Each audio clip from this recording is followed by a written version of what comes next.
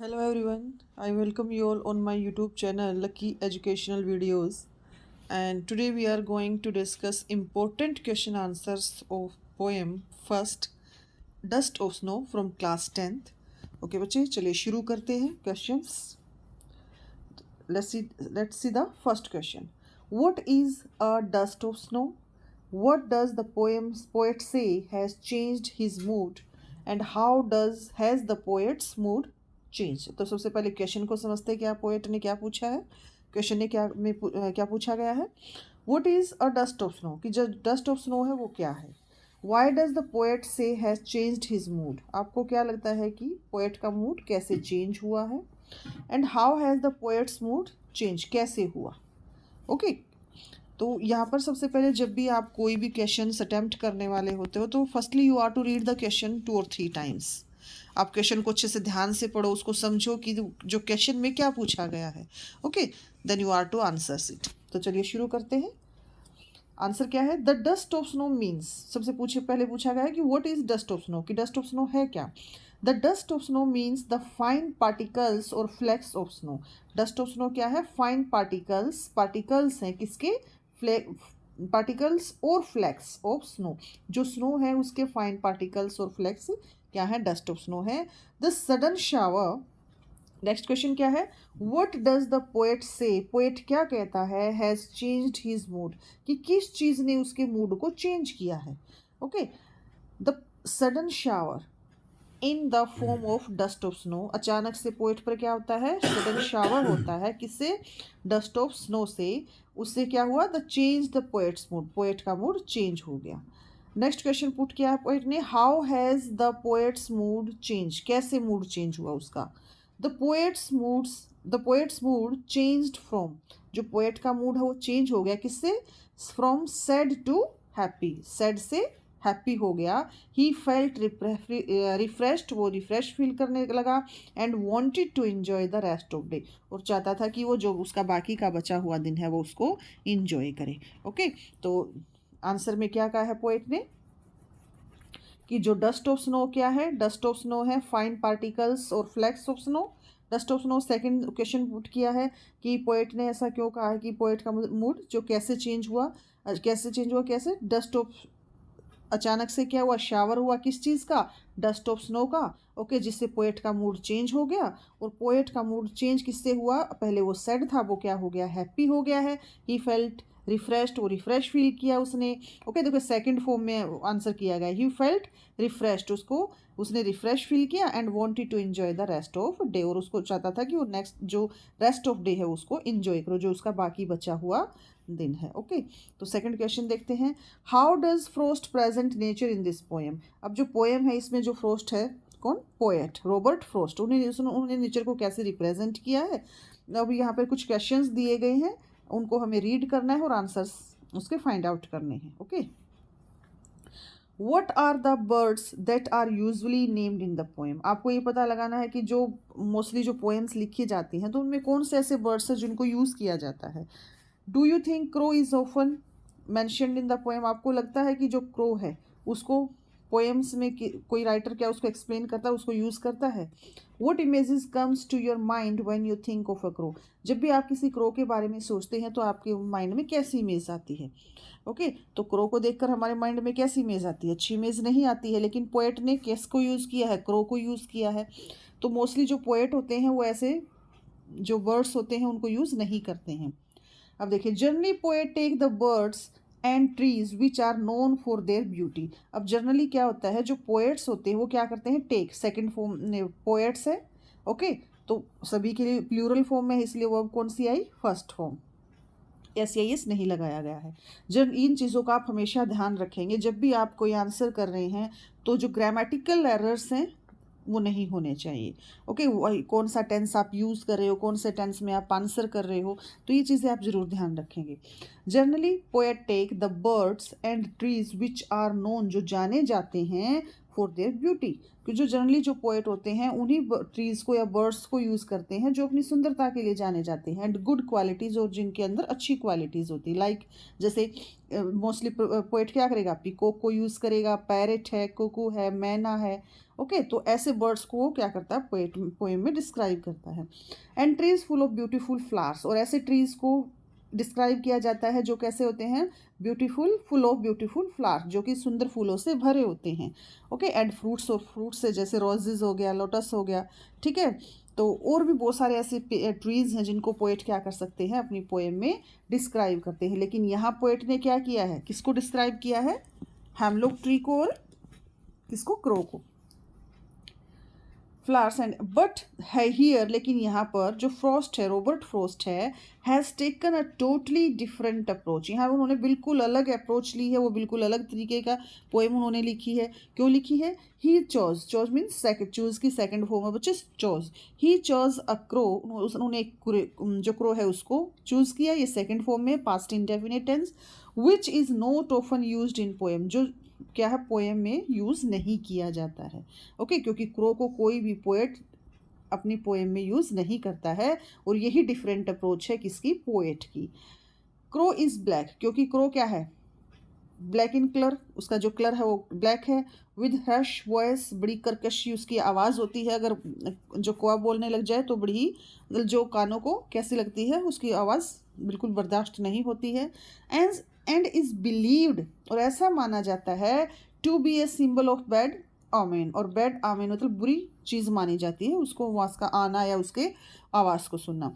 Thinking of a crow, अब किसी crow के बारे में अगर हम सोचते हैं, bring very depressing and sorrowful picture of into our mind, अपने जो हमारे माइंड में कैसी पिक्चर आती है, depressing and a sorrowful picture of our mind. Okay, तो ये सेकंड क्वेश्चन का आंसर है। अब देखते हैं नेक्स्ट क्वेश्चन, फर्स्ट क्वेश्चन उसके बाद है, what is a hemlock tree. अब पोएट ने पहले क्या पूछा है कि क्रो को कैसे यूज़ किया गया है, कौन सा जो यूज़ किया है किसने, पोएट ने वर्ड को। अब यहाँ पर हेमलॉक ट्री है। What is a hemlock tree, why does not the poet write about more beautiful trees such as maple and oak and pine. अब राइटर ने क्या किया, हेमलॉक ट्री क्यों लिया, ठीक है, हम क्या, क्योंकि पॉइजनस ट्री है, इसको कोई यूज़ नहीं करता है, तो कहते हैं कि पोएट ने ब्यूटीफुल ट्रीज को क्यों यूज़ नहीं किया, इसी को, मैपल को या पाइन को, हेमलॉक को ही क्यों यूज़ किया है। ओके, तो चलिए देखते हैं आंसर, ऐसा क्यों किया है पोएट ने। अ hemlock tree is a poisonous plant, जो हेमलॉक ट्री है एक पॉइजनस प्लांट है, विद स्मॉल वाइट फ्लावर्स, जिस पर क्या होते हैं, छोटे वाइट फ्लावर्स होते हैं। द पोएट रॉबर्ट फ्रॉस्ट, जो पोएट है Robert Frost, did not choose, देखो डिड नोट कौन सा, पास्ट इंडेफिनेट, और डिड के साथ कौन सी फॉर्म आई है, फर्स्ट फॉर्म आई है।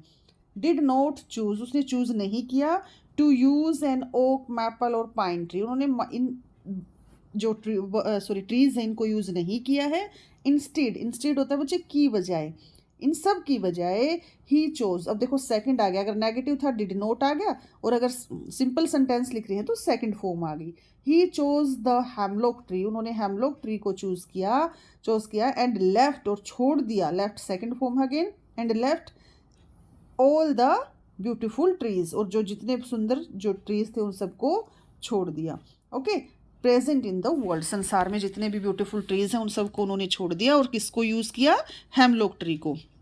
वैसा उन्होंने क्यों किया है, actually he did so, actually उन्होंने ऐसा इसलिए किया है, to present his mood and feelings, क्योंकि वो यहाँ पर अपने जो मूड है और जो उसकी फीलिंग्स है वो उनको प्रेजेंट करना चाहता है, इसीलिए उन्होंने किसको यूज़ किया, हेमलॉक ट्री को और क्रो को यूज़ किया है। ओके, अपनी पोएम में।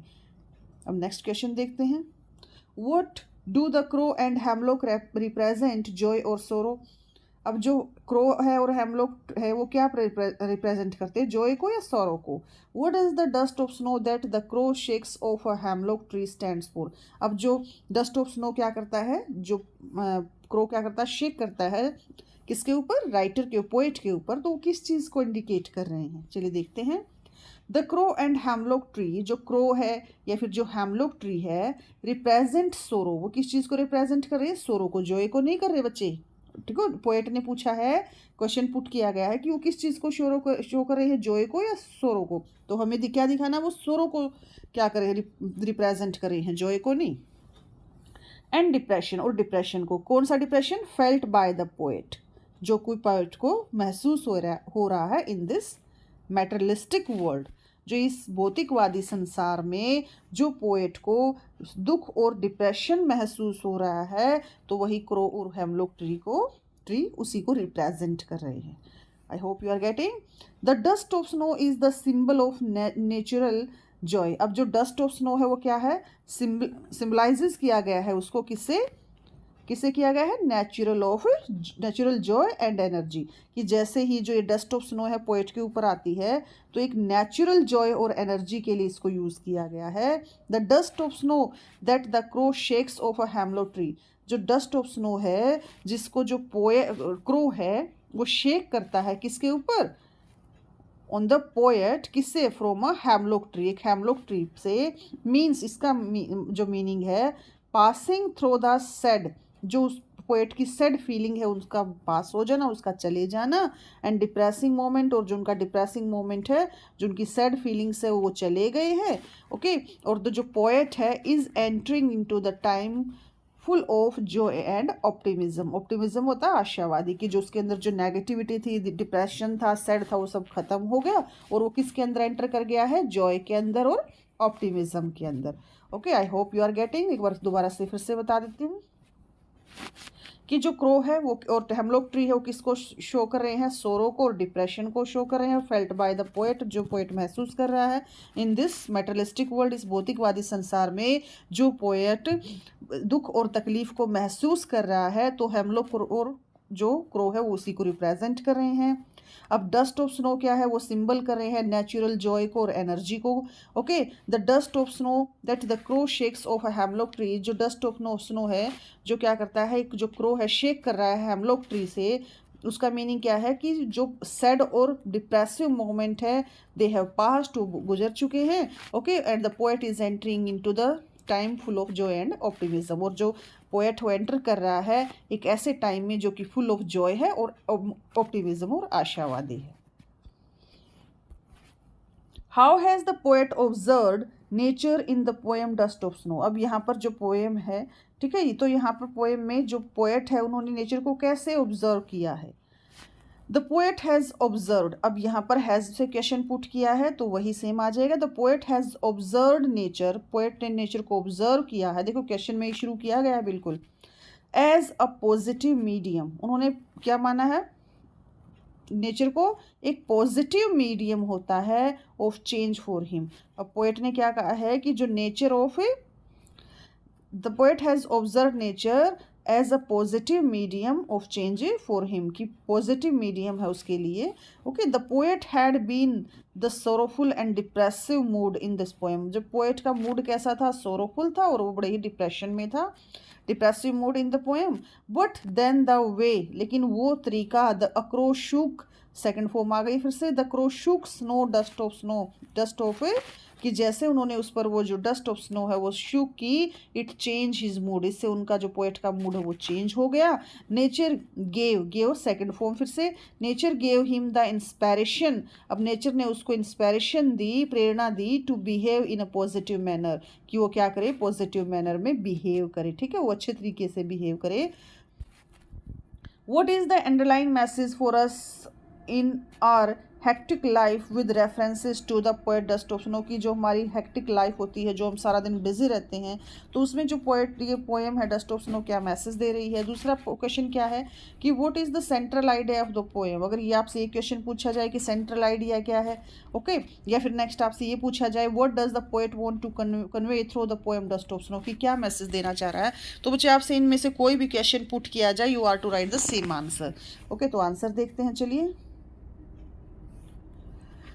इन the poem dust of snow the poet wants to convey, अब ये जो पोएम है इसमें डस्ट ऑफ स्नो, इसमें पोएट ये कहना चाहता है वॉन्ट्स, देखो फर्स्ट पोएट अकेला है तो वो क्या आ गया, singular subject singular verb. Poet ये कहना चाह रहा है दैट समटाइम्स, कि कभी कभी सर्टेन मोमेंट, कुछ मोमेंट ऐसे होते हैं और एक्शंस, सर्टेन मोमेंट और एक्शन, कुछ मोमेंट और एक्शन ऐसे होते हैं विच आर सिंपल, जो बड़े ही सिंपल है, हैव लार्जर सिग्निफिकेंस, लेकिन उनका जो मीनिंग है वो काफ़ी बड़ा होता है।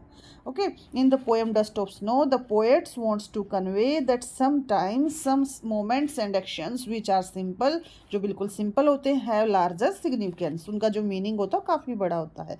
ओके, अब जैसे क्रो ने क्या किया, हल्की सी डस्ट ऑफ स्नो गिराई, इससे पोएट का मूड चेंज हो गया। ओके, तो ये क्या था, एक स्मॉल एक्शन था। They can change the mood और लाइफ ऑफ पर्सन, ये जो स्मॉल एक्शंस होते हैं ये क्या कर सकते हैं, दे कैन चेंज, वो चेंज कर सकते हैं। कैन क्या बच्चे मॉडल है और उसके साथ कौन सी फॉर्म यूज हुई, फर्स्ट फॉर्म हुई है, जो काम कर सकता हो सकता है। They can change the mood और लाइफ ऑफ अ पर्सन, वो किसी पर्सन का क्या कर सकते हैं, मूड और लाइफ को चेंज कर सकते हैं, कौन से, small actions. The way a crow shakes down dust of snow on the poet, अब वो तरीका, वे मीन्स वो तरीका जिससे एक जो क्रो है वो शेक डाउन करता है डस्ट ऑफ स्नो, किस पर, ऑन द पोएट पर, जब पोएट पर डस्ट ऑफ स्नो गिराता है। इंस्पायर, उसको अब क्या करता है, इंस्पायर कर देता है पोएट को, एंड गिव्स हिम, और उसको देता है, द आइडिया, ये आइडिया, टू शेक ऑफ, कि वो क्या कर दे, हटा दे किसको, हिज डिप्रेसिव थॉट्स को, बिकम चेयरफुल, खुश हो जाए, एंड डू समथिंग यूजफुल, और कुछ यूजफुल करे। Okay, see the next, what side of nature do crow and hemlock represent, कौन सी, किस साइड को रिप्रेजेंट कर रहे हैं क्रो और hemlock. Okay, crow is a black harsh voiced bird, एक कैसा है, ब्लैक कलर में है, बड़ी कर्कश सी वॉइस है। एंड हैमलॉक क्या है, इज अ पॉइजनस ट्री, एक पॉइजनस ट्री है, विद, सिंपल आप इतना भी लिख सकते हो, एक poisonous tree with poisonous bitter fruits. Okay, both are not beautiful, दोनों ही सुंदर नहीं है, ना तो क्रो ना ही हैमलॉक ट्री। दे रिप्रेजेंट, वो दोनों किस चीज़ को रिप्रेजेंट कर रहे हैं, पूछा गया है वही क्वेश्चन, क्या क्या इस चीज़ को रिप्रेजेंट कर रहे हैं। दे रिप्रेजेंट, देखो SEIS नहीं लगाया गया है, इस चीज़ का आप हमेशा ध्यान रखेंगे कि S और ES किसके साथ लगता है, ही, शी, इट, और थर्ड पर्सन सिंगुलर के साथ आएगा, फर्स्ट फॉर्म के साथ S या ES, ये प्रेजेंट इंडेफिनिट टेंस है। They represent the dark, depressive, sorrowful and bitter side of nature, जो ग्रो और हैमलॉक ट्री है वो किस चीज़ को रिप्रेजेंट कर रहे हैं, they represent the dark, depressive, sorrowful and bitter side of nature, in sides को रिप्रेजेंट कर रहे हैं। ओके, नेक्स्ट क्वेश्चन देखते हैं, what mood off poet is reflected in the poem, poem जो है इसमें पोएट का कैसा मूड है, हाउ डज इट रिफ्लेक्ट, ये कैसे पता चलता है। The sorrowful and depressive mood, poet का मूड कैसा है, बार बार वही आ रहा है, द सोरोफुल और डिप्रेसिव मूड है, okay, of the poet is reflected in the poem, poem में वही रिफ्लेक्ट हो रहा है, क्या, पोएट का sorrowful and depressive mood. The use of bird crow, जो यहाँ पर यूज किया गया है किसको, बर्ड क्रो को, विच इज अगली, जो बड़ा ही भद्दा सा होता है, एंड हर्श वॉइस, उसकी जो वॉइस कैसी होती है, हार्श होती है, बड़ी ही कर्कश होती है, और जो हैमलॉक ट्री है विच इज़ पॉइजनस प्लांट, जो कि एक पॉइजनस प्लांट से, रिफ्लेक्ट्स द पोएट्स मूड, ये दोनों चीज़ें किस चीज़ को रिफ्लेक्ट करती है, पोएट में, पोएट के मूड को। इट मीन्स जो क्रो और हैमलॉक ट्री है इसको पोएट ने पोएम में क्यों यूज़ किया है, because he wants to represent his mood, depressive mood, अपने मूड के अकॉर्डिंग उन्होंने दोनों को चीज़ों को यूज़ किया है। ओके, नेक्स्ट क्वेश्चन देखते हैं, what did the poet think of the day before the dust of snow fell off him, कि डस्ट ऑफ स्नो गिरने से पहले जो उनका दिन था वो कैसे सोच रहे थे उसके बारे में, कि वो कैसा था। Before the fall of dust of snow, कि उनके ऊपर डस्ट ऑफ स्नो गिरने से पहले, डस्ट ऑफ स्नो गिरने से पहले, द पोएट थॉट, पोएट ने सोचा, ये कौन सा बच्चे टेंस आ गया, पास्ट इंडेफिनिट, पोएट ने सोचा, the poet thought that his day, कि जो उसका दिन है वो इज रुइन्ड, वो बर्बाद हो गया था।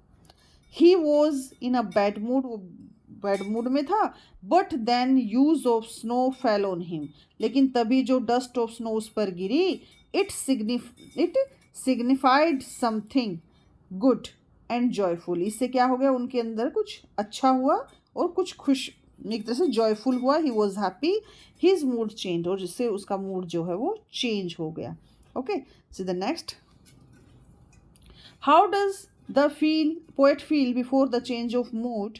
मूड को चेंज होने से पहले वो क्या सोच रहा था, कैसी उसकी फीलिंग थी. Why did he feel so, वो ऐसा क्यों सोच रहा था. दोबारा से क्वेश्चन बताती हूँ क्या पूछा है उन्होंने कि how does the poet feel, poet कैसा फील किया पोएट ने बिफोर चेंज ऑफ मूड, कि डस्ट ऑफ स्नो के बाद उनका मूड चेंज हुआ, लेकिन उससे पहले वो कैसे मूड में था, और वाई डिड ही फील, वो ऐसा क्यों फील कर रहा था. Okay, the poet was in a very depressed and hopeless mood. Poet कैसा था, in a very depressed and a hopeless mood, बड़े ही डिप्रेस्ड और होपलेस मूड में था.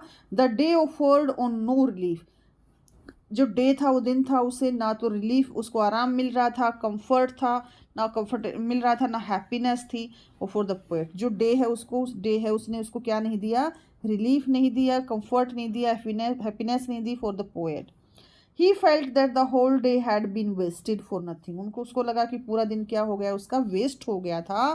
पर शायद he is dull and depressive mood, उनका जो डल और डिप्रेसिव मूड था led him to such a conclusion, शायद इसीलिए उस कंक्लूजन पर पहुंचा कि क्या, कि उसका सारा जो दिन है वो क्या हो गया है, वेस्ट हो गया है.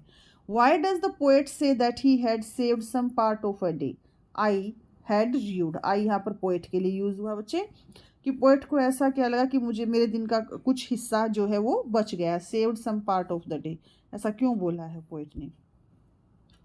The whole day had been rather gloomy, gloomy होता है उदास, एक तरह से जो पूरा दिन था वो उदासी से भरा हुआ था, डल था एंड होपलेस था.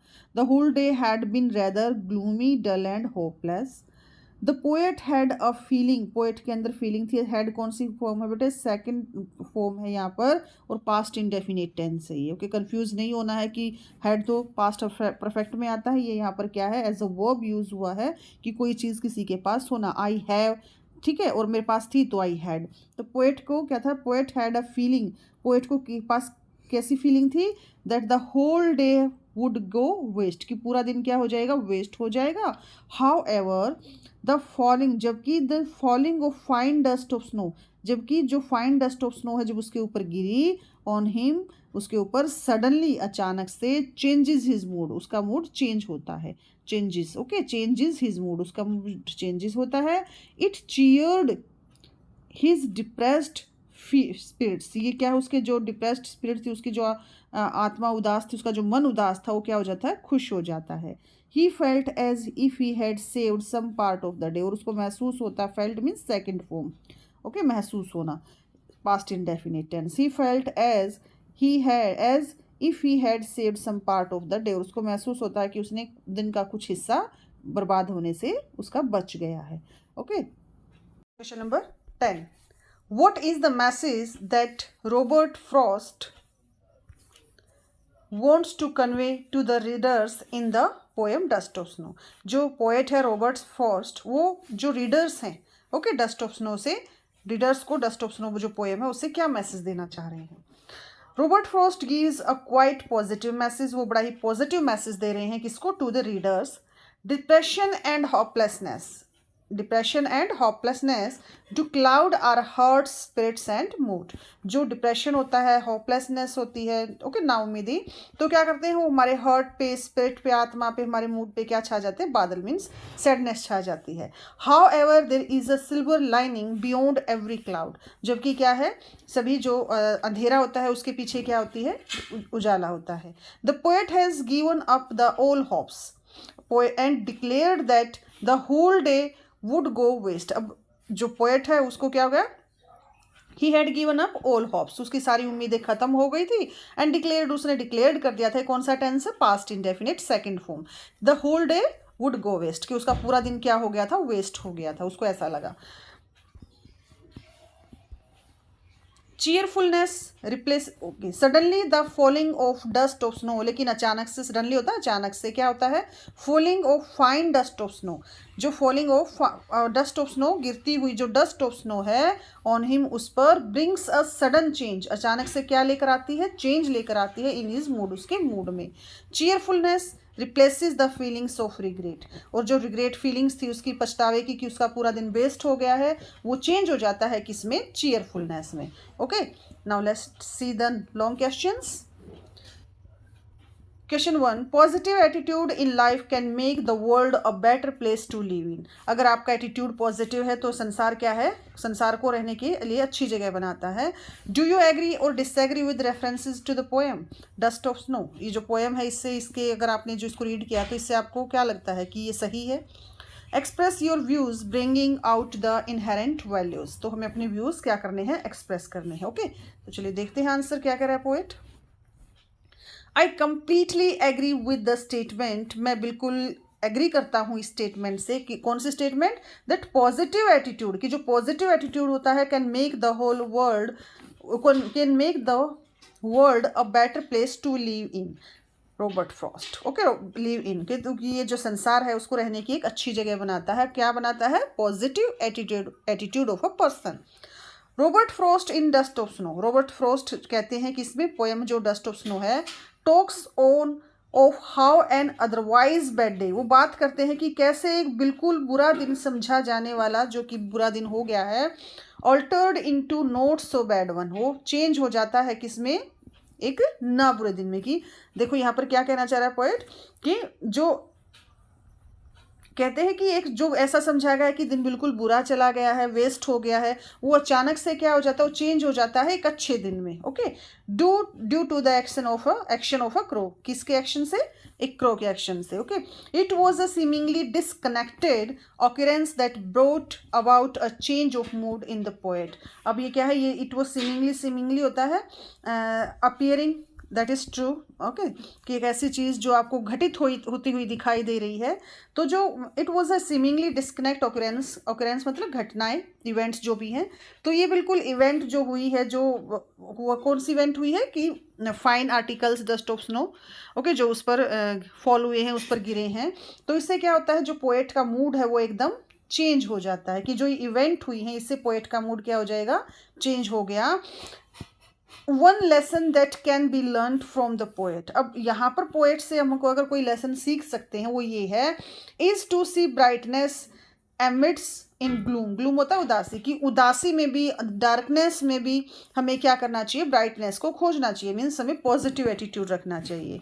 The crow, the hemlock and the snow are all dark image. ये जो हेमलॉक है, स्नो है, क्रो है, ये सब क्या है, डार्क इमेजेस हैं. And yet poet sees the colour of happiness. फिर भी पोएट किस चीज़ को देखता है, हैप्पीनेस को.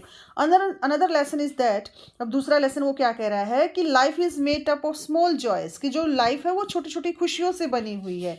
It is through them that one can always manage to see positivity in negativity. और इसी तरह हर इंसान क्या ये मैनेज कर सकता है कि वो नेगेटिविटी में भी किस चीज़ को सर्च करे, पॉजिटिविटी को. जैसे कि वो सोचे कि हर जो भी हो रहा है, ठीक है, अगर बुरा भी हो रहा है तो यहाँ पर पॉजिटिव थिंकिंग लेकर आए कि जो होगा वो अच्छा होगा. ठीक है, जो हो रहा है वो अच्छे के लिए है. आर नेक्स्ट क्वेश्चन देखते हैं. Are attitude towards a situation evokes both negative and positive responses.